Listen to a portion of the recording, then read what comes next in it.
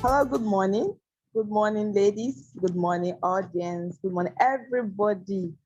Today is another episode of Both TV, Beautiful, Outstanding Ladies with Disabilities, where we talk about disabilities and issues related to disabilities. If you like this program and you enjoy it and you're learning, we solicit for support. Whereby you can partner with us, you can pay our subscription, and also you can participate in the program. We have women, 5 anchor women that's always on the program. They can tell you more about it. We have Afyong, we have Nifreke, we have Biose, we have Oluwatomisi, and you have I, Osaki, your chief host for today. Today we have an interesting topic, which is disability support system. But before then, I would like to introduce that we've got so far that we are into YouTube now. After now, you get our YouTube shared. And on Facebook, you can get us through www.facebook.com/boldheartsnetwork. So those are the social medias we are all still trying to get into as far as we can, trying to see how we can spread this information and share our experiences and sensitize the world. Back to today's topic, disability support system. Before I start, I would like the women in the house to introduce themselves by way of your name, location, occupation, and type of disability. So I'll start with Tomisi. Tomisi, please help us with your details. Good morning, everyone. Glad to be here once again. It's another beautiful Saturday. I'm a broadcast journalist, disability and gender rights advocate. I'm a visually impaired person. Thank you. Thank you, Tomisi. You're highly welcome. My next person goes to Beyonce. Please introduce yourself. Good morning. My name is Abiose Falade. I live in Ibadan. I'm a person with disability. I am the author, I'm a writer, and I'm an author. I believe I am the executive director, Angel Wings Global Freedom Foundation. Nice to be here. Thank you, Beyonce. You're highly welcome. Next on my list, Freke, please introduce yourself. Okay, hi everyone. My name is Freke Andrew-Essien. I'm based in Port Harcourt in Rivers State, member of Bold Hearts Network, Fake Foundation, public health professional and researcher. Thanks for having me. Thank you, you're welcome. Ine, please introduce yourself. Okay. Good morning, everyone. I'm Alukunenna, a polio survivor.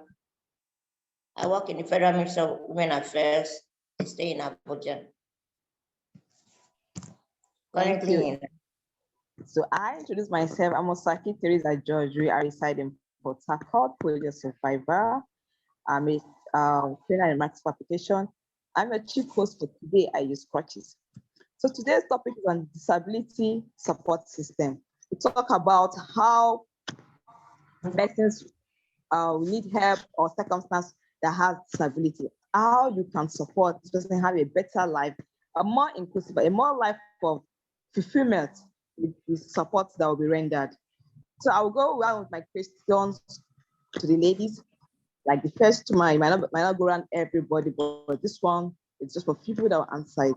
So I'd like to define disability support system. Oluwatomisi.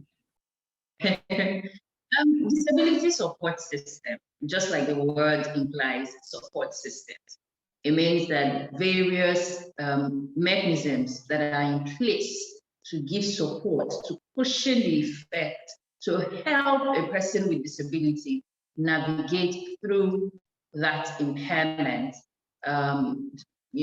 These are mechanisms that are in place right from the beginning, right from the family to institutions, the government, religious institutions, every aspect of livelihood of a person with disability.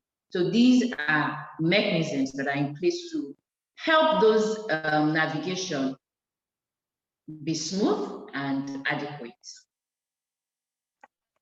Okay, thank you, Thomas. Beyonce, if you have any other contribution, can you contribute to that defining disability support system? Thank you, Osaki. Disability support system are the systems that help persons with disability survive day-to-day activities. Like take for example the support system of someone helping you if you're visually impaired cross the busy roads or something like that. So disability, that is what the disability support system is. Still on the disability support system, generally we have different areas. So that means that will go around to all of us. Just say one things you know about that you think that will aid this support system. Like I would say, like the medical sector, whereby it can be easier for persons to be able to access and get medical attention. Like we already have this representative center whereby you go there, it's either they give you attention, but it might not be full, but you can have your medical needs and aid to help you have a life. So, Freki, please can you help us with that? Okay, so when we think about disability support systems, I want the picture that we paint here to not just be individualized, but we should think about systems that are actually in place to support persons with disabilities.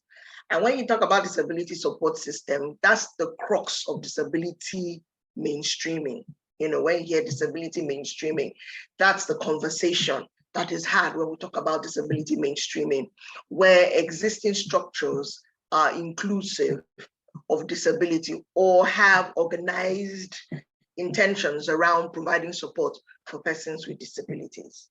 So having said that, when we think about disability support systems, when it comes to persons with disabilities, we think about different aspects of disability that need support. So sorry I'm coming in this angle, but I just feel that I need to lay this background. So when you think about disability support system, what is the support that is needed for persons with disabilities? Number one is rights advancement.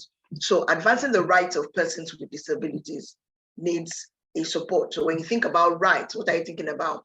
You're thinking about the media's role. You're thinking about the justice role, thinking about legal roles. I hope I'm helping. When you think about another form of support system, think about, for example, what are the other aspects? Participation and inclusion of persons with disabilities. So in this kind of instance, what would be a support system provided? Think about government, or should I say organizations, having an inclusion strategy or inclusive policy where they already have a plan for inclusion for persons with disabilities. When you think about participation, that's enabling participation, you think about where organizations or interventions have representation of persons with disabilities, not just at the implementation phase, but from planning to implementation. Another aspect that persons with disabilities would need support for is actually now the services, access to services, which is where a lot of the examples were told towards, like in the health sector, where you have a health service being inclusive, being patient-centered. So a person who comes that has visual impairment comes in, that person's service or health service being rendered to the person is tailored to ensure that the support is provided for that visually impaired client. So that is the concept of disability support systems. So it goes beyond just that individualistic approach. It talks about systems. And when you think it, you're thinking rights of persons, that's rights advancement, you're thinking inclusion and participation, you're thinking services, self-support for persons with disabilities. Thank you. Thank you very much. That's a very good one. Nne, do you have anything to add to what she has just said? That structure that we have in our country, Nigeria, making it accessible for persons living with disability. And also full participation is, disability support system is a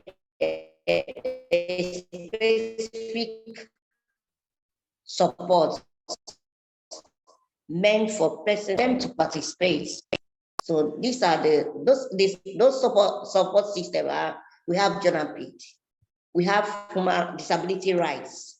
These are the things that make them to live comfortable, to live a comfortable life, and to be able to communicate, to be able to to be able to contribute their own quota to the economic of the country, and also to be able to participate in the community in which they live. Thank you. Thank you very much.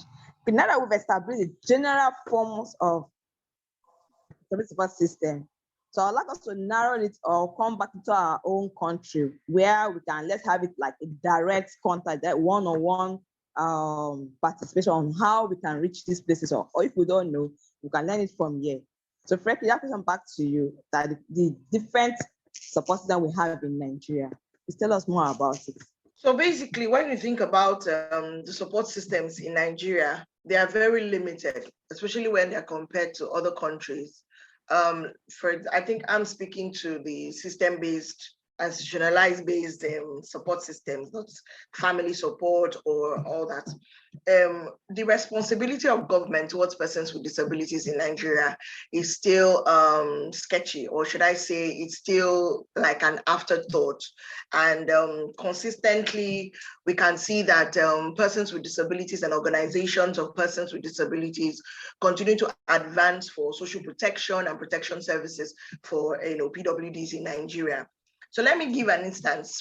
Consider a country, let's say like Australia, and where they have actual benefits for persons with disabilities, like packages for persons with disabilities to support where a person with disability maybe is not employed, and then they have disability services or welfare services for that individual. That's an example of a support system provided by a government institution. So a lot of this is not forthcoming per se in Nigeria. The responsible ministries, development agencies, like the ministry, for example, in Rivers State, the Ministry of Social Welfare and Rehabilitation, when you consider the level of support that they provide for persons with disabilities, it's always usually tied to maybe a rehabilitation center. I don't know if you get. So that's, the level of support, based on the medical model. Sometimes it goes not even medical rehabilitation per se, is just maybe a home or something. So we have this stringent and very low effort in providing support systems. So I'm hoping that this program will help, and we'll talk about what's available, we'll talk about what should be, and to encourage that providing support for persons with disabilities should not be limited to the impairment. It should be holistic. The end sense of rehabilitation in the word is that this person goes back into society to live a life as independent as possibly can, given the impairment that the person has, and given the impairment or the interaction between the impairment and the environment. So we need to get ourselves to the point in our government, in our country, where we begin to see support of persons with disability go beyond welfare, and then go beyond, and this welfare, one-off welfare, which usually comes on somebody's birthday or United Nations International Day of Persons with Disabilities sometimes. So we need to step beyond that, because for now in Nigeria, we're still dancing around the charity model and medical model of disability. Let me stop there. Thank you very much, Frecky. That's a very good contribution. It's amazing. Thomas, please add up to that, since you're in a different location.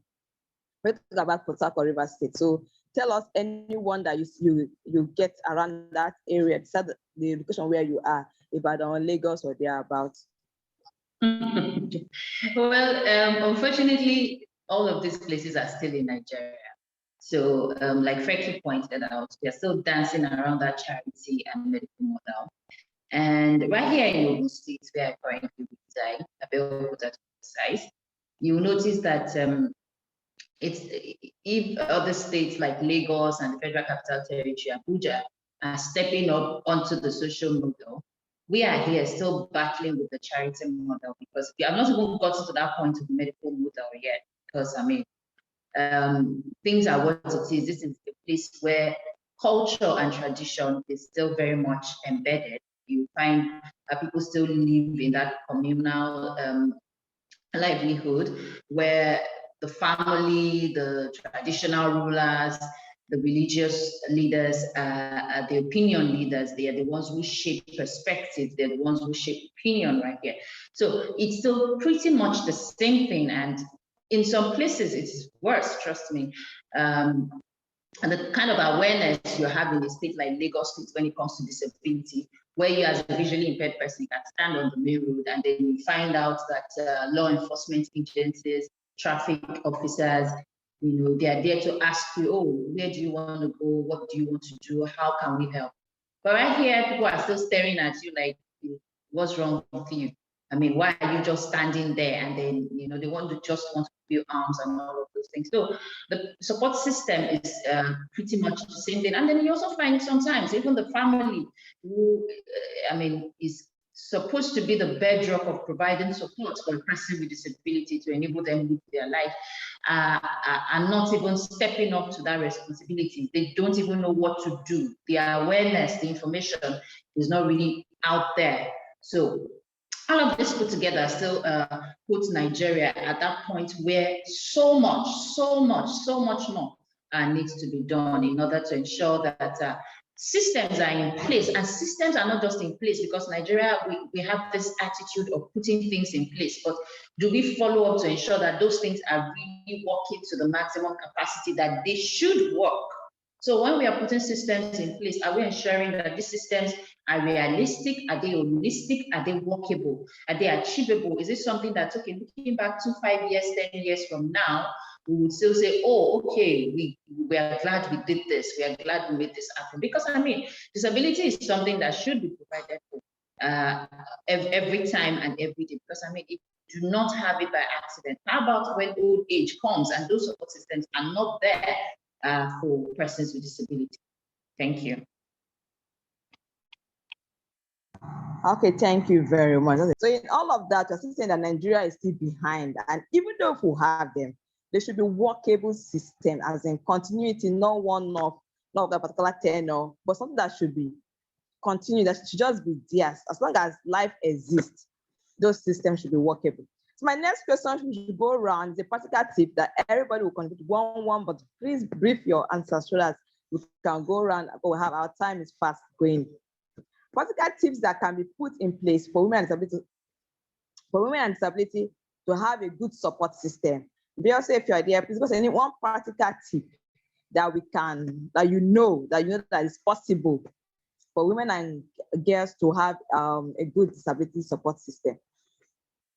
When women and young girls with disability join support groups, both on Facebook, Instagram, and WhatsApp, where they can talk about their problems and get practical help, things like support. That's the kind of support I think can practically work in Nigeria, where you can get hands-on talking, someone talk to you about what you need to do. Yeah, that's one of the support system I think can help in Nigeria. That is practical. Okay, thank you very much. Ine, please add up to that. One practical support system tips. One practical way just to, first of all, to identify person with disability and know what they want, know their needs before giving them support. And giving them support is based on their disability, not generally, individual, based on individual needs. Thank you. Okay, that's a very good contribution. Oluwatomi, please add up your voice to that. I would say one practical step to ensure that support systems are in place in Nigeria would still take us back to the disability law, which has been signed by the president. It means that implementation of that law needs to start, and this would automatically put institutions on their toes to ensure that they provide accessible and inclusive services. They also, they provide accessible and inclusive services to persons with disabilities, women and girls inclusive. Thank you. Thank you. Frank, if some practical tips. Okay, so I'm going to toe the line that Tomisi had already, gone, because I really believe in system strengthening. While individualistic approach is good, but I believe that system strengthening drives it down even further. So currently we have a law, so signed a law that prohibits discrimination. And that law provides for how persons with disabilities in Nigeria should be treated and related and accounted for. And the commission that is responsible for implementation of that law, which is the National Commission for Persons with Disabilities, has currently been instituted and is doing the work that it's doing by ensuring relations between persons with disability or the disability community in Nigeria and different persons across the sector. So it's slowly but surely, but we need to move a bit faster when it comes to implementation, because sometimes I have a challenge with where we are in Nigeria. We know we have the federal law and then we have states, and federal engagement of the law is very advanced. But when it comes to states, there's still this amnesia that it's happening. So I'm still looking forward to where federal laws signed, in FCT, which are supposed to be binding for all Nigerians, are taken up, seriously, either by way of domestication within the states or by enforcing, because we're still in Nigeria. So I think that's where we are, because a lot of times you find some who don't even know about the current law, among states, even among persons with disabilities. They don't know the how to exercise the law that is in place. And I believe that there are many, if you look at the law, there are a lot of provisions that would help us to take a step further into ensuring that our systems are provide enabling for persons with disabilities. So I'm encouraging, the NPW, National Disability Persons with Disability, if I scatter their acronym, with the executive secretary and all of that, to please continue to push organization of persons with disabilities, to continue to push the agenda of persons with disabilities in this country. The journey continues, and even us even getting that law is not the stopping point, it's just the beginning, because there are so many aspects to tackle: education, health, justice, you can name it, to tackle, when it comes to disability support systems. So that is government side. Now, let me just face the private sector. Okay, so my people in the private sector, which is where a lot of persons in Nigeria fall into, as long as you offer maybe some level of public service, please have a sense of responsibility towards all of your clientele, which is diversified. So think about disability support when you start a public service. So for example, in most higher institutions, there should be a disability support service office, so that if you have a student with a disability, and should be a standard in our education sector. So if you have a child or a student with disability come into your institution, that's not the time to start figuring out things. You have a set plan, you have a strategy in place to enable that child's education is on equal terms with other students. I hope that it's getting simpler. That's what we're talking about. So if you have and for example, you're running a school, you already have in place that contact. Should you have a child, and you should, if you offer a public service, should you have a child with disability come into your facility, what next? That's not the time to be scrambling around. You should have a strategy in place to ensure that child's experience in acquiring education in your institution does not continue to disable the child, but rather is supported in such a way that child experiences education to the fullest and on equal basis with others. I hope this is helping someone. There are a lot of universities, interestingly, in Nigeria that actually have, and that's private universities that offer these services. But we need to, understand that it's not a suggestion. It should be something done. So that's a typical example of a disability support system within an institution. Okay, that's a very good one. I think I will just add up that when it comes to still on the support system, I just think the one I think that's practical within disability community or anybody, it's what about I want to call about the social media practice, whereby you could also help in promoting videos of this kind. You share it, you see how you can make it more, as in popularity. You share it more, let it spread around. all the social media of what people are doing when it comes to disability, trying to help one or two persons. You see how you can promote it and let it go wild. And also, yesterday I had an experience. I was trying to go this life now for the common man. We are trying to serve the public, like what Frank is saying, trying to the public area. You try and see how everybody could be able to engage in that public service. I was trying to get something last night, which was I was trying to get buy something, and I got to the place, targeted area. Only for me to get to that place, the place does not have a slab for me to get and to enter towards the place. It was okay, but there's no slab for person with disability. You cannot just cross except you have to jump. You know those hiker. Like I called the manager to notice, and I was like, "What is this? Are you sure you want to serve the public and you want everybody to be a customer?" You know, a lot of apologies and all the rest, and they tried to see how I could still get what I want from them. And I told them this was the last time I would do it. And the next time I come and they don't have anything of that kind, I'll go to the next place. You know, so all those kind of common things that we should be able to do, like making life easier for the next person, because you don't know who will be next. So you try and see how much accessibility can be there, or some things are always all those high. Then when COVID, like still COVID is still there, all those sanitizer and the rest is always high. Let them try and do it a little bit low. So people that are not so tall with disability, they can be able to stretch their hands and be able to participate or use certain facilities. So that's what I think I can have when it comes to disability support system. So finally, our last question goes round, and this is a very technical one and a good one, which I'm going to say advice to the public and disability community on disability support system. How we've said a lot now. What is our final take and our last talk on general advice to everybody, including ourselves too? So it will be a question that will go round to all of us so we can talk. Thomas, please, can you start on that? Okay, so I would say that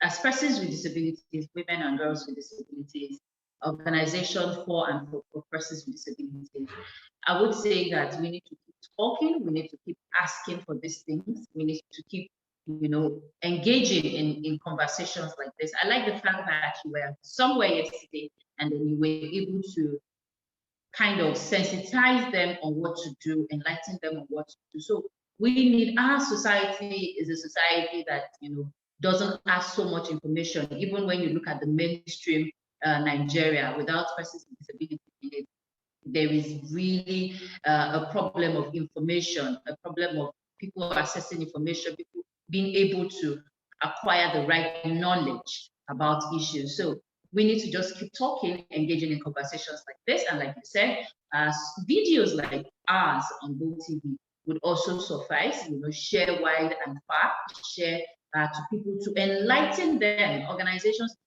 take up that responsibility. It's not just about when it is International Women's Day or when it is International Day for Persons with Disabilities that we engage in this conversation. We just keep talking about it, and then we hope that one day the change we all desire and pray for would, materialize. Thank you. Thank you. Ine, please add your voice to that. Okay, well, what I want to say is on health and structures. But before I say that implementation is the problem in our country. A lot has been said, a lot has been written down, but implementation is the problem. If they will implement all that is written in disability law concerning building, I think it will be accessible, and also health sector. A person with disability will go to hospital to access for this thing. The kind of question they will ask you, you'll be ashamed of yourself. You'll be asking yourself, are you a human being? So I think they need to, implementation is the main problem. They need to implement all those laws that are written. And also, person with disability, they should speak out, ask questions. Any places that you go, ask about disability desk officer. Encourage them to institute them in any organization or in any place that you went, organization that you went to, so that those people will attend to you because they have been trained on how to attend to person living with disability. Thank you. Okay, I think Osaki has been thrown out. So Biose, go ahead. So, well, I think that what we need to do as for ourselves and for the society at a large, as persons with disability, we should get informed and get educated about the laws that bind us and laws that we can advocate for that will help us to make things better for ourselves. And then, if we, as persons with disability, educate ourselves, then we can now educate the society, and then we can get easier, better support system being put in place when they understand. Because what I have learned is that people are afraid of what they don't understand. And since they don't understand what it means to have a disability or anything, so it's sounding weird to them. Why do these people need support system? But basically, this support system is not basically for only persons with disability. We have to make it as a whole. It's for every human being. So it's part of life. Like I always say, disability is part of the circle of life. And since it's part of the circle of life, we need to be able to support each other. So persons with disability need to learn how to first support each other before they can find support from outside. Thank you very much. Thank you. You're welcome, Frankie. That gets to you. So I will try to speak to everybody in a nutshell. So I would like to encourage government, especially in the area of emergency preparedness. I want to refer to COVID-19. COVID-19 is one pandemic in history that taught us many lessons, and it would be terrible if we forget the lessons learned. One thing that COVID-19 taught us was that everybody that is not protected, if everyone is not protected, then nobody is safe. And it became very important for governments and health practitioners and everybody who was involved to understand that when you are exclusive in information sending, when you're exclusive in information generation, that if a group of persons are not getting the right information and are not doing the right things by way of protecting themselves, then nobody's safe. And all of a sudden, we began to get persons with disability in the disability community advocating for inclusive messaging, advocating for inclusion in emergency preparedness towards COVID-19. This should never happen again in a country like this. When things are being put in place from beginning, it should be inclusive. Disability support should be at the forefront when we're having emergency preparedness. And this is not just for COVID-19 or a health pandemic, it should be for all emergencies. I thought I should bring that up strongly. All right, so for family support is very important for persons with disabilities because it's kind of that first support experience that a lot of persons with disability get. And when the family disappoints in providing that support, it can be very difficult for that individual to trust any other system or any other support anywhere because that initial trust factor had been denied the person. So family support is a form of disability support that is so crucial for persons with disabilities. And by defining family, it can be the generic definition or just the close-knit people who you see as a family. So that's very crucial support. I'm going to talk about OPD support that has been talked about. And then the general public. Disassociating from disability may not be the best way because, like somebody rightly said, age has a way of telling on our bodies. And all of a sudden, those steps that you thought, why this we're talking about steps, become like a mountain that you cannot climb. So let us build wisely, knowing that the cycle of life is real. And let us know that when we talk about disability support, we are not talking about extra cost. We're talking about what is right by a group of persons that matter also. Thank you very much. My voice is nice for the public and the community. For the public, it's just to give an opportunity in everything you're trying to do. Maybe you're trying to organize an interview or public service. Just create that mind that what about if somebody of this kind comes in, how will the person participate? So just create that small room, like Frankie said earlier, that opportunity space. That my disability community let's see how we can share opportunities to each other, especially when that particular opportunity does not concern you. Look out for the next person that you think will benefit. Must not really be what you will benefit before you share, even when you might not benefit, maybe age factor or skill factor, whatever factor that you say, okay, this is not for me. Like who around this area that this thing might best fit. I want to encourage that the power of planning helps. So instead of, for example, you're offering an opportunity where you have control of getting information of the person that you're providing that opportunity for. So this is my small, 2 cents in strategizing and being inclusive. Instead of waiting for that person or the persons to come and then you now discover that there is a person with disability, for example, among the persons you want to interview, for instance, you can solicit for that information as part of information you are getting from the initial standoff so that you can plan effectively. So part of your request, just like you will ask somebody, what is your preferred gender? You can ask disability status. You can ask what support do you require to be able to participate in this process. It's a valid question you can ask from the beginning to enable you to be inclusive in providing a service or providing an intervention. Okay.